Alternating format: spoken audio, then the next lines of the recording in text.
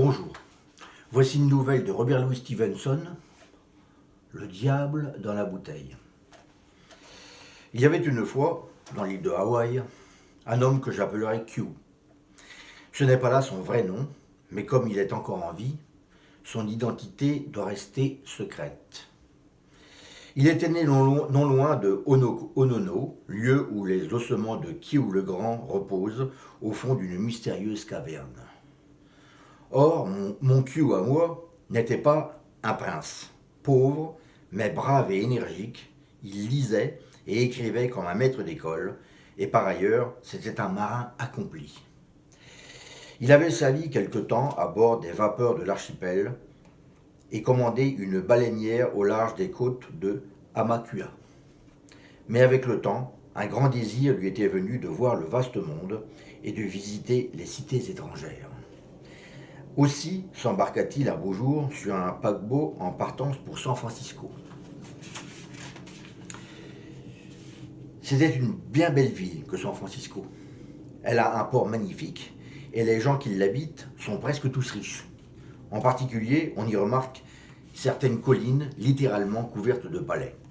Q allait s'y promener de temps à autre, faisant sonner ses dollars dans sa poche et contemplant avec plaisir les belles demeures qui se dressaient à gauche et à droite. Que ces maisons sont belles, pensait-il, et combien heureux doivent être les gens qui les habitent. Eux au moins ne se font pas de soucis pour l'avenir. Il retournait cette pensée dans son esprit lorsqu'il aperçut droit devant lui une villa qui était certes plus petite que bien d'autres, mais remarquablement finie, si mignonne, si jolie qu'on eût dit une maison de poupée. Les escaliers qui conduisaient à cette villa brillaient comme de l'argent, et les plates-bandes du jardin faisaient l'effet d'autant de guirlandes, tandis que les fenêtres étincelaient comme des diamants. Q s'arrêta court, tout surpris d'une telle perfection, et comme il s'arrêtait, il aperçut un homme qui l'épiait à travers un carreau. Si transparente était la vitre que Q distinguait l'homme tout comme on voit un poisson nager dans les eaux claires d'un atoll. Il n'était plus tout jeune.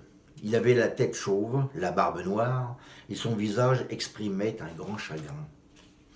De temps à autre, il donnait l'impression de soupirer profondément. En vérité, si Q regardait l'homme avec envie, l'homme regardait Q avec une envie non moins grande. Soudain, Q vit l'homme se dérider et esquisser un sourire. Il fit un petit signe de tête et d'un geste invita Q à entrer, s'avançant à sa rencontre jusque sur le pas de la porte. « N'est-ce pas que ma maison est belle ?» commença l'homme. Et puis, après un profond soupir, « Désirez-vous la visiter ?» proposa-t-il. Alors il fit à Q les honneurs de son logis, l'escorta de chambre en chambre, de la cave jusqu'au comble, et il n'y avait rien dans ce lieu enchanteur qui ne fût absolument parfait. Q, d'étonnement, en restait bouche bée. Pour sûr, déclara-t-il enfin, vous avez là une bien belle maison. Si je vivais dans un séjour pareil, je passerais toutes mes journées à rire et à chanter. Comment se fait-il donc que vous soupiriez si fort ? L'homme répliqua. Il n'y a pas de raison pour que, vous aussi, vous ne deveniez propriétaire d'une demeure comme la mienne. Ou peut-être même plus belle, si le cœur vous en dit. Vous avez de l'argent, je suppose. J'ai $50, répondit Q. Mais une maison comme celle-ci coûte certainement beaucoup plus. L'homme parut s'absorber dans un calcul de tête. Émergeant de sa méditation, il dit enfin « Je regrette que vous n'ayez pas plus d'argent, car cela pourrait vous causer des ennuis dans l'avenir. Mais tant pis, donnez-moi vos $50 et elle sera à vous. » La maison ? À moi ? Non, pas la maison, mais la bouteille. Il faut en effet vous dire que, si riche et si prospère que je vous paraisse, toute ma fortune, cette maison et ces jardins, me viennent d'une bouteille pas plus grosse qu'un flacon de poche. Tenez, la voilà. Sur ces mots, il ouvrit un placard verrouillé et en sortit une bouteille ventrue à long col. Le verre en était blanc comme du lait et irisé comme un arc-en-ciel. À l'intérieur, on voyait quelque chose de vague qui se mouvait, telle une ombre projetée par un feu sur le mur d'une caverne. Voici la bouteille. Q se mit à rire, incrédule. Vous ne me croyez pas, dit l'homme. Tenez, prenez-la et essayez de voir si vous pouvez la casser. Alors Q saisit la bouteille et la jeta à plusieurs reprises sur le dallage. Mais toutes les fois, elle rebondissait comme une balle d'écolier, sans avoir subi le moindre dommage. Fatigué de ce jeu, Q s'écria. Par ma foi, c'est la chose bien étrange, car si j'en crois ma vue et le témoignage de mes mains, cette bouteille ne peut être que de verre. Elle est bel et bien de verre, répliqua l'homme, avec de plus gros soupirs que jamais, mais d'un verre qui a été fondu dans les flammes de l'enfer. En cours de fusion, un diable a été enfermé dedans, et c'est lui qui fait cette ombre que vous voyez s'y mouvoir.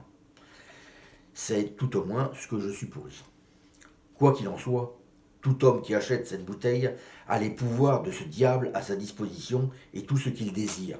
Amour, gloire, argent, maison, cité même et pays, tout est à lui, sitôt qu'il le commande.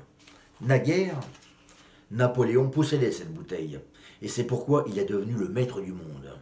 Mais à la fin, il l'a vendue, et alors, ça a été la chute, Waterloo, Sainte-Hélène.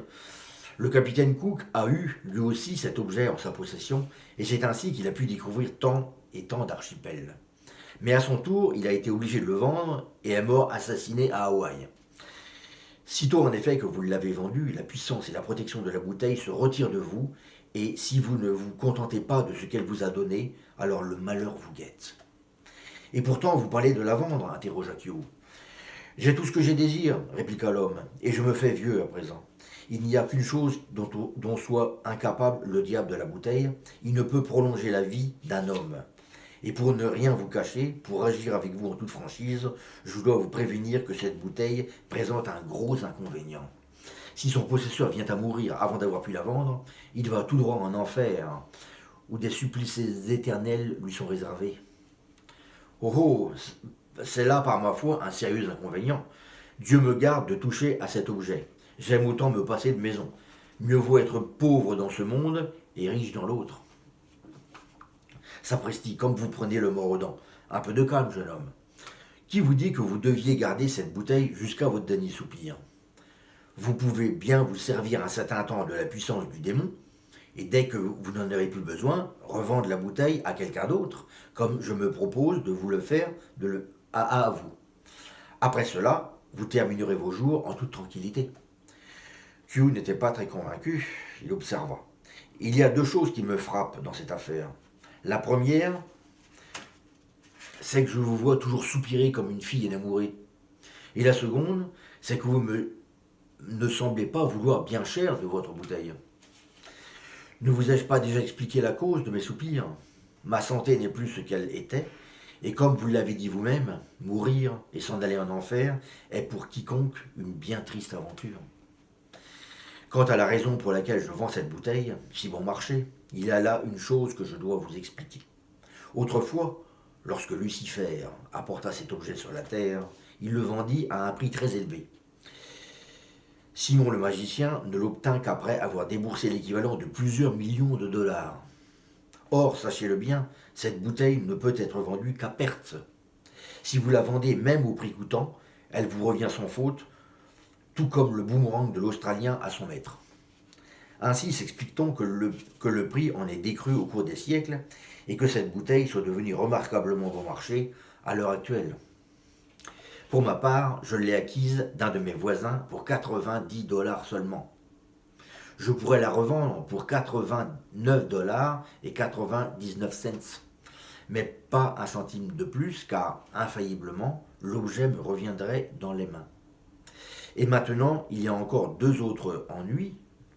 D'abord, lorsque vous offrez pareil trésor pour 80 et quelques dollars, les gens vous prennent pour un mauvais plaisant et ensuite, oh bien, ce n'est pas la peine d'en parler tout de suite et je n'ai pas besoin d'aborder le sujet. Rappelez-vous seulement que vous ne pouvez la vendre que contre espèces sonnantes et trébuchantes. Et comment puis-je savoir que tout ceci est vrai? En faisant une petite expérience. Donnez-moi vos 50 dollars, prenez la bouteille et exprimez le désir de retrouver vos 50 dollars dans votre poche. Si votre vœu n'est pas exaucé, je vous donne ma parole d'honneur que je dénonce le marché et vous rembourse l'argent. Vous ne vous moquez pas de moi, au moins. L'homme confirma ses dires par un serment solennel. Allons, décida Kyo, je veux bien tenter l'aventure, car je ne vois point de mal. Et ayant compté l'argent à l'homme, il se fit remettre le flacon. Diable de la bouteille, s'écria Q. Rapporte-moi mes 50 $. Et vrai comme je vous le dis, il avait à peine prononcé ces paroles que sa poche était aussi lourde qu'auparavant. Eh bien, conclut-il en faisant sonner ses écus, vous avez là une merveilleuse bouteille. Elle est à vous, mon bel ami, et le plus grand service que vous puissiez me rendre, c'est celui de décamper à l'instant avec votre diable en poche. Oh là, repartit Kyo, les plaisanteries les meilleures sont les plus courtes. Reprenez votre bouteille, s'il vous plaît. L'homme se frotta les mains. Vous l'avez achetée pour moins que je ne l'ai payée. Elle est à vous, à présent. Quant à moi, je n'ai plus d'intérêt dans cette affaire et ne souhaite qu'une chose, vous voir déguerpir au plus vite. Sur ce, il pressa sur un timbre et un boy apparut, lequel s'empressa de mettre le visiteur à la porte.